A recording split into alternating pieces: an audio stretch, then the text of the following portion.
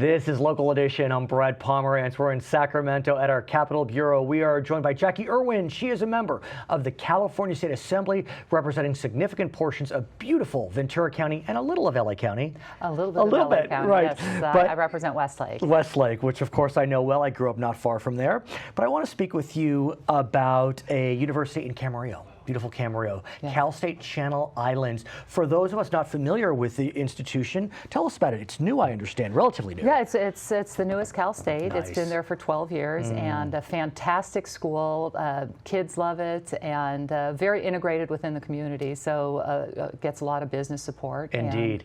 And let's face it, it's getting harder and harder to get into any Cal State or any UC. So the fact that we do see some expansion opportunities at the Cal States is so critical, and you are here to tell us about a potential exciting expansion opportunity at Channel Islands. Yes, I certainly am. We were able in the last budget to get some seed funding for an engineering school at Channel Islands, and the reason that's so important for Ventura County is that we have no engineering programs. We have 2 universities, and we're not educating young engineers. Come on. Tremendous demand. We have a lot of high-tech companies that have to go out of state to get their engineers, and we have Naval Base Ventura County also. And they're really in need of engineers. So this is hopefully going to be announced within the next few weeks. Okay. And the reason that it's so important, obviously, the companies really need engineers. But Cal State Channel Islands is a Latino-serving institution, and which is a specific designation. Right.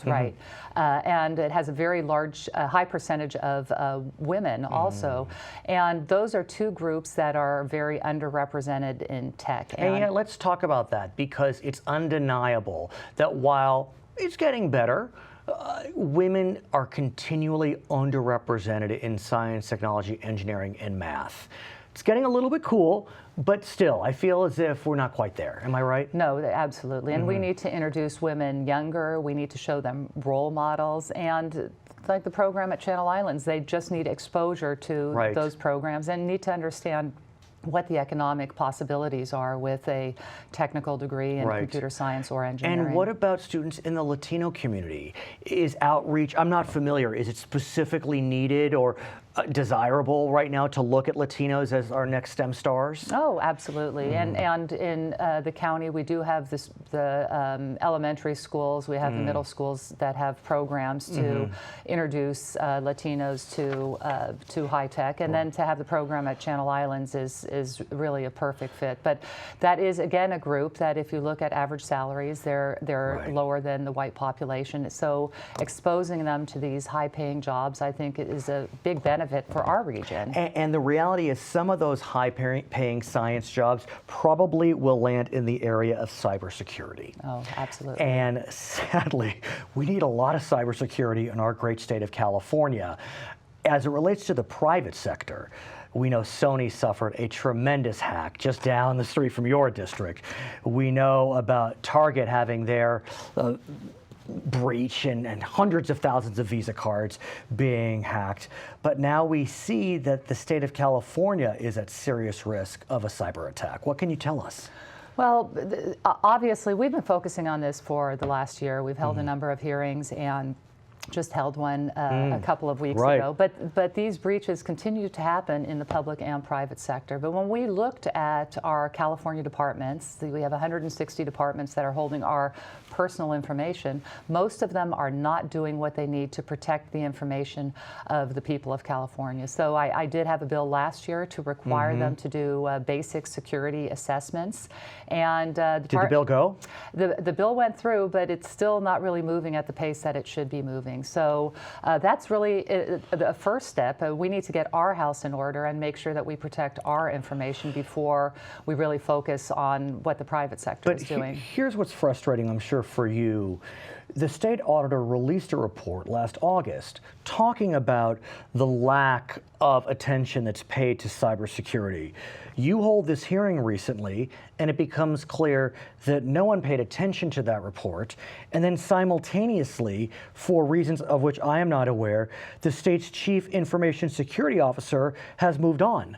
So it seems as if we're really in a tough spot in this state, and attention needs to be paid to this critical issue that we're facing. I mean, look at what happened to Sony Pictures. I mean, they literally were rendered impotent for months. I mean, could you imagine if that happened in California? What would happen with welfare payments, with health payments, with K-12 payments, university payments? It could be devastating. Well, absolutely, and that's why I will continue to focus on it, and that's why we held the oversight hearing last week, and the report from the auditor, which we went over in the oversight hearing, was absolutely scathing. So it is the legislature, it's our responsibility to provide oversight, and I will continue to do that with fellow assembly members and hold people accountable, because we really need to set the example. We need to make sure that we're doing everything we can, and that includes, I have another bill this year, looking at what type of response do we have when we have a cyber attack, putting a plan in place, and a lot of work to be done. I will continue to focus on it. Do you mind if we shift gears and talk about veterans and homelessness? Because I understand that you chair the Veterans Committee, is that right? Do, yes. And so I'm sure you're intimately familiar with the homeless crisis in our state, and specifically with regard to veterans. What can you tell us is happening on the state front, if anything? I mean, I know definitively that in Los Angeles County, of which you represent a very small part, there is a significant homeless crisis. Los Angeles County has now become the homeless center of the nation. I mean, California has 12% of the population, yet 21% of the homeless, and veterans homelessness continues to be a thorn in our side. Oh, it's a huge issue, and luckily, at least as far as veterans are concerned, there has been some focus on it. Prop 41 passed, right? And there are a lot of projects that are going forward to provide veterans with homes. Look, we owe it to our vets. They served our country. When they can't come back, we need to make sure that they have the services they're entitled to. We do have a really exciting possibility in Ventura County. We have a veterans home there, and we are working to get, there's some extra land that the city of Ventura would like to have transferred over to it, and they have a plan to build some homeless veteran housing. So lots of small projects going on, and hopefully those will start to put a dent in those numbers. But you know, money is always an issue. And I'm sure you're aware your colleague Sebastian Ridley Thomas has been focused mightily on the West Los Angeles VA property.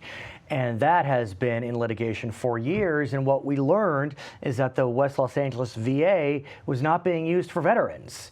It was being used for other matters, also veterans.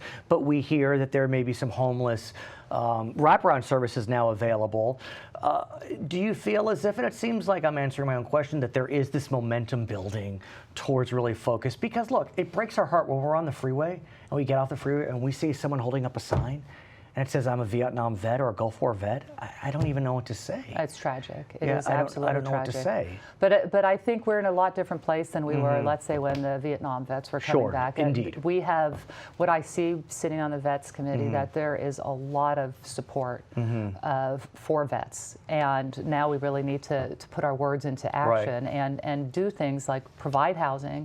And those wraparound services are really important. And I believe your friends on the Senate side are looking at a state bond to fund permanent housing for, this isn't so much veterans driven, but for homelessness. Are you starting to hear about it on the Assembly side? We're hearing a little bit about it. But, you know, you look at LA and the problem is overwhelming, and we really need to look at what are possible solutions. And using the mental health funding might make very good sense, because certainly with a lot of the homeless you have mental health issues. So I'm glad there's this big focus on it, that the amount of money that could come, that they're talking about, could really put a dent in things. Her name is Jacqui Irwin. She is a member of the California State Assembly. My name is Brad Pomerance. We are in Sacramento today on Local Edition.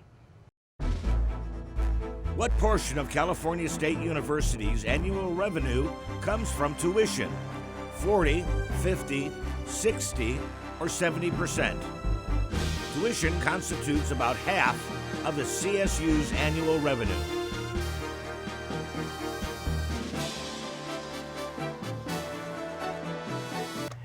You're watching Local Edition from Sacramento. I'm Brad Pomerance. We are joined today by Ed Chau. He is a member of the California State Assembly.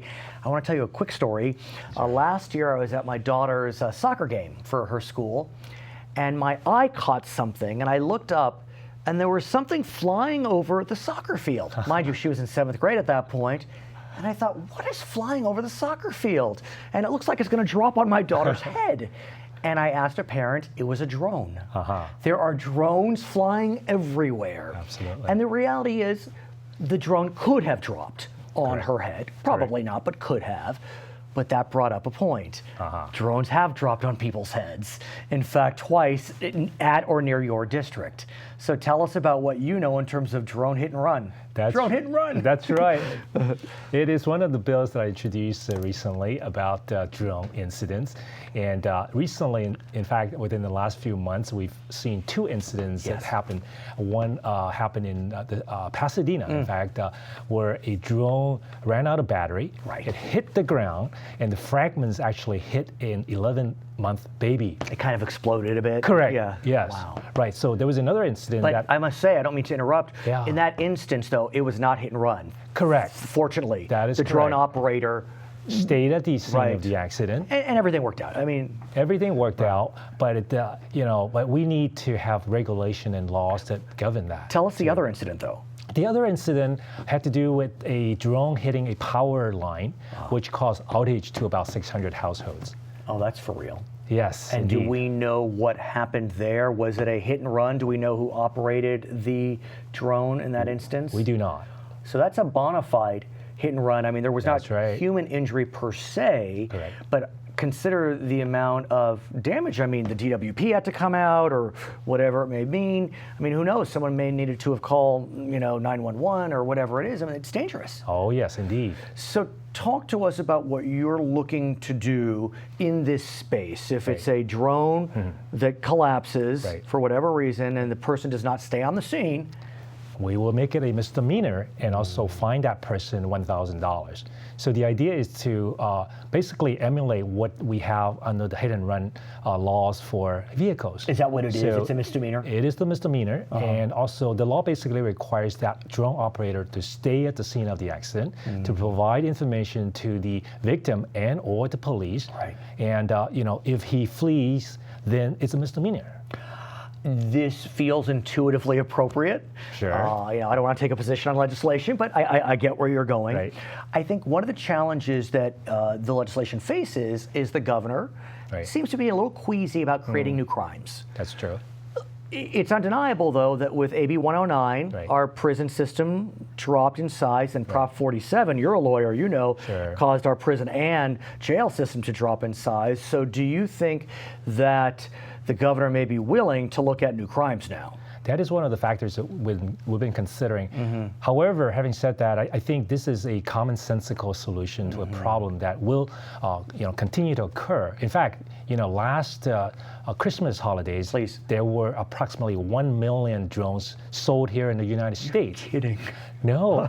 I'm too old. I don't know from this stuff. Yeah. Right. The federal government is creating a registration That's true. program, Right. although that's not going to cure this particular incident, Right. for example.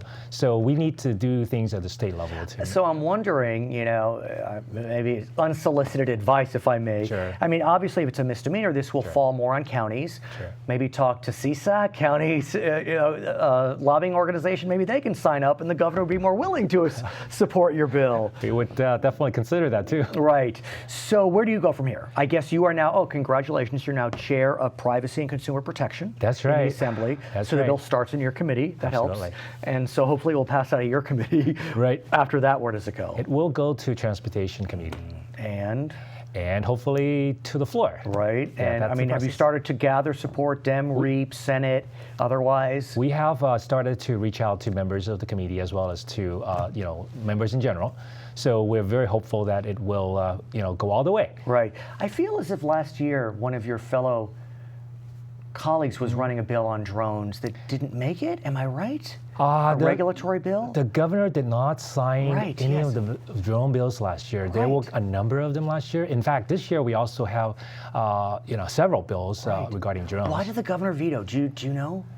I believe one of the reasons he cited was that they would have created more crimes. Interesting. Okay, so maybe with Prop 47 decreasing the prison and jail population, the environment may be ripe. Yeah, and then at the federal level, we're also looking at the federal government weighing in as well. So. Right. I guess there could be federal. I mean, it could be a federal crime, arguably. I mean, this feels more like a state crime, but arguably it could be. Right. I want to talk to you about identity theft. Sure. Sir, to me, and I have been a victim of identity theft, it's one of the most violative crimes. I mean, obviously physical violence is horrendous, Sure. but it's so amorphous. Sure. And when someone steals your identity, I can't tell you the unease that you feel. Right. And I had my identity, that's an overstatement. Someone somehow got my credit card and bought thousands of dollars of gasoline. Yes. And I guess they probably got it from a gas station. I would imagine so. And so you're looking at trying to minimize the credit card skimmers that are using gas stations. I mean, I'm telling you, that's a true story. Right. I mean, I looked at my American Express bill. It was thousands of dollars of gasoline in Wisconsin. Oh yeah. Yeah. Yeah. I think part of the problem is because of these devices called skimmers. Explain, sir. What happens is that these perpetrators would try to inject these devices called card skimmers into the gas pump, which would collect information about, for example, personal information and PINs and things like that from the card holder. And then they would use the information to commit crime, mostly identity theft, obviously. And what's making it worse is that many instances, the information could be obtained real time. So they don't actually have to be there at the gas station. So wirelessly gets sent to the bad guy. Transmitted to the bad guys, and then they could use it. And oftentimes, currently, when service agents discover these devices, they just toss them. And let's say that again, because it is maddening to hear. Right. So someone at a gas station, maybe a worker, will realize there's a skimmer on the pump, and instead of contacting the authorities, they just throw it out. I mean, better than leave it there. Right. But there's a step that could be taken that may be beneficial to us. And that's what my law would do, that step. And that step is to basically require the service agent to turn that device over to authority. Oh, and when you say service agent, I may have misstated. Sure. So it's the weights and measures folks that are finding these skimmers. It's not so much the gas station attendant. You're asking that the weights and measures folks, when they find the skimmer, they need to do what? Turn it over to the law authorities. And what then happens? Then they will conduct investigation and find out who the perpetrators are. Well, what if the gas station attendant finds it? Have you thought of that? Yes, we have. Okay. Yeah. And what's the thought there? Well, also the gas station owners should also be turning that over to, let's say, the sealers, county sealers. Is it obligated? Are they obligated under this law? Whoever finds the okay. The service agents usually, if they happen to be the owner of the gas station. I see. So you're really asking everyone. It takes a village. Let's somehow get this investigated appropriately. Right. And so, what happens if they don't?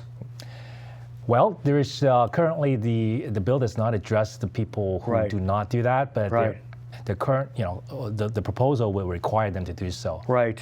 Yeah, it says that they need to turn it over within 24 hours. I mean, look, presumably, if you're a county employee or a state employee with the Weights and Measures organization, you're going to comply with the law. I mean, so how's this bill doing? It's doing well so far. It has, we were still waiting for the referral. So, okay. Yeah. His name is Ed Chau. He is a member of the California State Assembly representing significant portions of the beautiful San Gabriel Valley. We are in Sacramento today. This is Local Edition. I'm Brad Pomerance. What percentage of the world's drones is sold in the United States? 35, 50, 65, or 80%? The United States owns 35% of the drone market, followed by Europe at 30 and China at 15. You're watching Local Edition. I'm Brad Pomerance in Sacramento. Today we are joined by Das Williams. He is a member of the California State Assembly. He's a candidate for the Board of Supervisors in Santa Barbara County. And sadly, one of your constituents, a young woman, lost her life at 23 years old. Her name, Jordan Soto. What happened to Jordan, sir? Well, Jordan had taken too much of a medication, and her father found her on the scene, called 911, unfortunately with a cell phone, and the dispatcher, which was in Ventura, not in Santa Barbara, could not get the precise information from the phone call, whether that's because the father was excited, they did not know the streets, or other factors. That's hard to tell. But the bottom line is they couldn't get the location, so they relied off of cell phone location data, and they busted down a door on the east side of Santa Barbara, close to Montecito, instead of the actual residence where she lived, which was close to the Modoc fire station. She lived just, barely more than a stone's throw from that fire station. But there's a reason why the cell phone call, the 911 call that was dialed on the cell phone went to Ventura as opposed to the Modoc station. Why is that, sir? The majority of cell sectors that are include a freeway are often assumed to need to be routed to the California Highway Patrol, and which so, in our area is down in Ventura. It's not even in our county. So as you explained to me earlier, I guess there are 4 sectors on each tower. There's 4 sectors, and they can only be pointed to one dispatch. Okay. And so we're dealing with a system that's a little antiquated, in that it was assumed back in the day that cell phones were being used in the car. Right. Because they were car phones. Because they were car phones, right. And so they were pointed originally towards the CHP, and especially the ones that include a freeway have continued to be pointed towards the CHP. Sometimes that is appropriate, but in our area in Santa Barbara, it is often not appropriate. Unfortunately, if you called 911 on a cell phone right in front of the Santa Barbara City Police Dispatch, you would not get the Santa Barbara City Police Dispatch, you would get CHP down in Ventura. Why? It's near a freeway or something? And the night of the Elliot Rogers shooting rampage in Isla Vista, those calls in Isla Vista were all being routed to the CHP in Ventura first. This doesn't make sense. I know Isla Vista. It's not that close to the freeway. It's not even that close to the freeway, and most of the residents of Isla Vista use cell phones, and most of those calls are needed to be responded to either by the Foot Patrol, which is the deputy sheriffs, or UC PD, UC Police Department. Now, as I understand it, though, there was not a delay in that instance. Is that accurate? There was a delay. We just don't know how long that was. And so the more I peeled this onion, the more horrified I have become. And as I understand it, sir, I can't, when I dial 911, select whom I want to receive the call, if it's the CHP or the local police department or the fire department. No. It gets routed. It gets routed. But if you're dialing at home, what happens? Do you know? And yes, if you dial at home, you are being routed to the closest dispatch because they know your location. Landline, right. And the problem is, even though people think that a cell phone means that the location accuracy is good, it's not. In fact, in the last 10 years, location accuracy has fallen for nearly every cell company. So location accuracy is getting worse, not better. And cell phones are not reliable tools for calling 911. At least they're not as reliable as a landline. And so as we speak today, is there technology which allows the sector to point to 2 different? No. No. So you, though, do have a potential solution, or That's at right. least a solution that can move us forward to resolution. I want to hear more about it. It's your bill, AB 1564. Tell us about it, and I want to get a sense how you learned to, figured out that this is a possibility. Sure. Well, the answer is that under our current system, Okay. we need to use the statistical data of where calls have ended up. Not where they were pointed to, but where they've ended up. Oh, I see.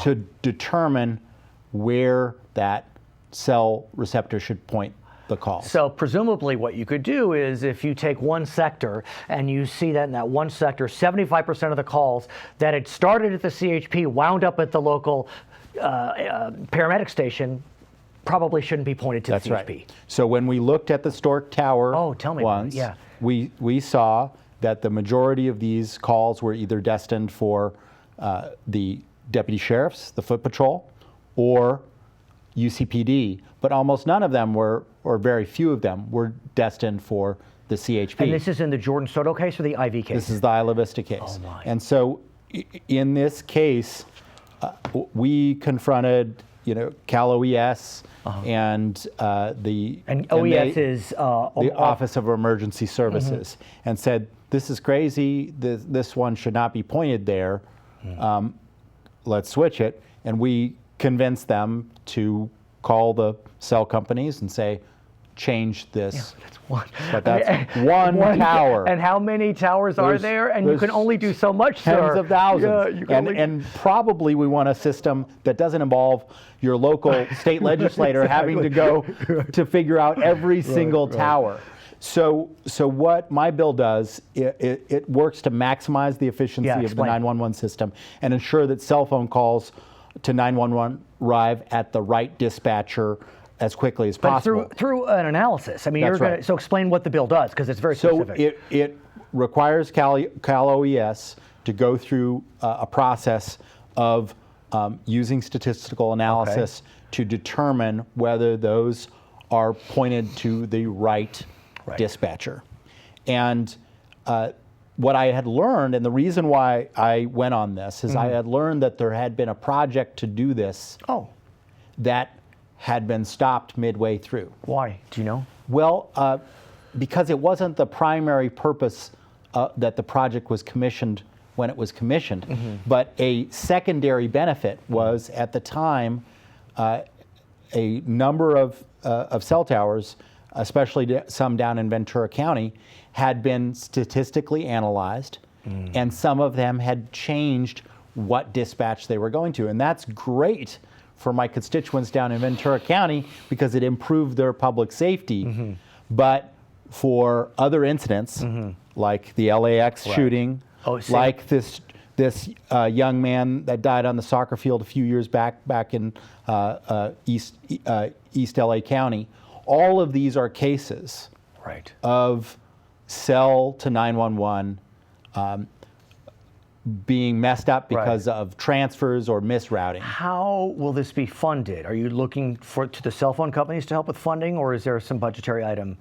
When we have gone to the department, they've always said that the reason why there's no budgetary reason why we're not doing this. So it just took, may I say, it just took persistence. We have been working on this for a number of years. So is this bill, is it signed, sold, It is delivered? not signed yet, Okay. but the good news is that after much wrangling, Cal OES is actually starting this process in advance of the bill being finished. Okay. So that's good progress. Good news. His name is Dos Williams, member of the California State Assembly, candidate for Board of Supervisors in Santa Barbara County. I'm Brad Pomerance in Sacramento, local edition.